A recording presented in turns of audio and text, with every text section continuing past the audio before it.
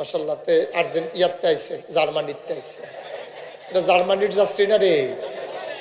হ্যাঁ, ও রিয়েল মাঠে তোরা এডিতে পারো পালা। তে অনেক দূরের তে আইছে, ইংল্যান্ডের তে না, ইংল্যান্ড স্পেন। ইন্টারন্যাশনাল মাহফিল বানাই লইছে তে আইয়া এটাতে। দর্শক, তে তুই বেটা উডস, তে তো আন্তাজে বুঝছে না কোন হুজুরের মাহফিল হতে হয়েছে।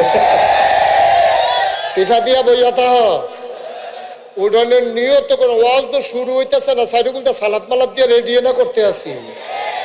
কতক্ষণ পরে দেওয়া হইব ডাব্বা দিয়া, খালি নলা দিয়া দিয়া খালি ডুকিল্লা লাইবা। আমিন বলো জোরে, আরো জোরে সবাই পড়ে না আমিন। এখন ফরজের জায়গায় সবচেয়ে দামি আমল কি, নফল না ফরজ রে? মানে থাকবে ইনশাআল্লাহ। তাহলে 5 ওয়াক্ত নামাজ পড়ুন, এটা কি নফল না ফরজ? 3 রাকাত মাগরিবের নামাজ পড়া, এরপরে যে আমরা 2 রাকাত পড়ি এটা সুন্নত, এরপরে যে আরো 2 রাকাত পড়ি নফল। তরিকতপন্থী আমরা যারা 6 রাকাত পড়ি সালাতুল আওয়াবিন, এইটাও নফল। এশরাকের নামাজ ফজরের 2 রাকাত সুন্নতে মুআক্কাদা, 2 রাকাত হইল ফরজ। এরপরে সূর্য উদয় পর্যন্ত বইয়া থাকুন, বইয়া বইয়া ওজিফা আদায় করুন, জিকির আজকার করুন, কোরআন তেলাওয়াত করুন। সূর্য উদয় হইলে 4 রাকাত নামাজ নফল নামাজ পড়ুন, এটারে কয় এশরাক। সুবহানাল্লাহ কয় না? শেষ রাত্রে সেহেরির আগে দিয়া উঠটা তুমি 4 রাকাত 8 রাকাত নফল নামাজ পড়ুন, এটারে কয় তাহাজ্জুদ। এক একটার এক এক দাম। সারা জীবনের নফলটি যদি একখানো করো, সুন্নতটি যদি একখানো করো, ফজরের ফরজ নামাজের একটা সাজদার সমান হবে না, ঠিক কিনা? সারাটা জীবন তুমি নফল নামাজ পড়ছো, ফজরের নামাজটা তোমার কাজা, ফজরের 1 রাকাত সাজদা দিয়া যে তুমি সাজদাত গেছো, সারা জীবনের সাজদাটি মিলাইলেও ফরজের ফজরের একটা সাজদার সমান হবে না, ঠিক কিনা? এই ওয়াজ এক হুজুর এক মাহফিল গিয়া করছে। হুজুরের বাড়ি হলো নোয়াখালী। কি খালি? কথা কয়ে সব ঘুমাই লেছেন নাকি আপনারা? কি খালি? হুজুরের বাড়ি হলো নোয়াখালী। ওয়াজ করতে আইসে মনে করো তোমরা এলাকা।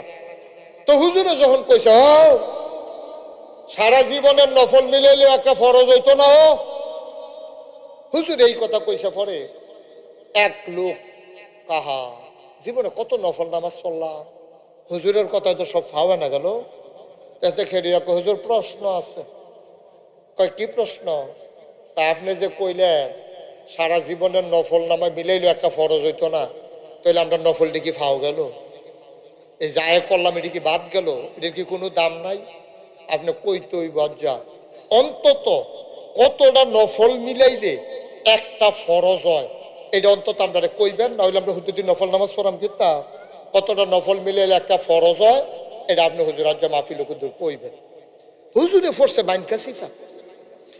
আজ এত বছর ধরে ওয়াজ করি, জীবনে এই প্রশ্ন কেউ করছে না যে কয়টা নফল মিলাইলে একটা ফরজ হয়। এই মার্খা প্রশ্ন আর কেউ করছে না। কি তারে করো? হুজুরে আবার খুব বুদ্ধিমান ছিল, অনেকক্ষণ দুম ধরে থেকে কয় কিতানা জিজ্ঞেসলাম, কই জিজ্ঞেসলাম হুজুর কয়টা নফল মিলাইলে একটা ফরজ হয়? হুজুরে কয় এটা কিতাবি জবাব দিলে হইতো না, তার প্রশ্ন যেরকম জবাব দহন লাগবো সেইরকম। হুজুরে কয় ওই কয়টা নফল মিলাইলে একটা ফরজ হয় জিজ্ঞেসলাম? কয় হ।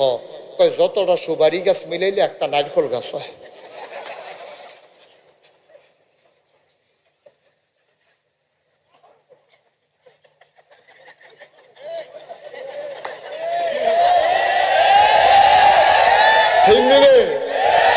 আচ্ছা, 1 কোটি সুপারি গাছ যদি একখানো করেন, একটা নারকেল গাছ বানান যাবনি? দেখছেন কি হুজুরের বুদ্ধি? দেখছেন? 1 কোটি সুপারি গাছ মিলাইলে একটা নারিকেল গাছ যেমন বানানো যাবে না, সারা জীবনের নফল মিলাইলে একটা ফরজ বানানো যাবে না।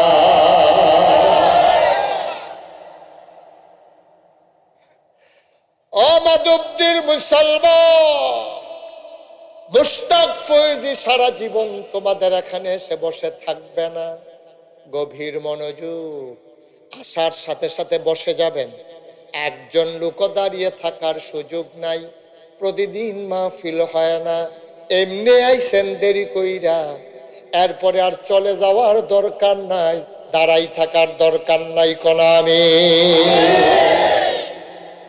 তাইলে আমরা না কার খলিফা?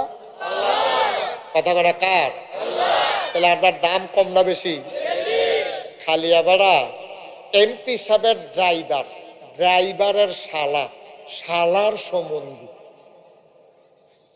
কাছের আত্মীয় না একবারে। এমপি সাহেবের গাড়ি যেতে চালায় তার শালা, শালা যে বিডিরে বিয়া করছে হে বিডির বড় ভাই। এবারের গরমে তো বাজার আড়ন যায় না, ঠিক নি রে? কথায় কথায় হুমকি দেয়, ধমকি দেয়। বেড়া ইচ্ছেন সত্তা ফোন দিয়া লাইম কইলাম,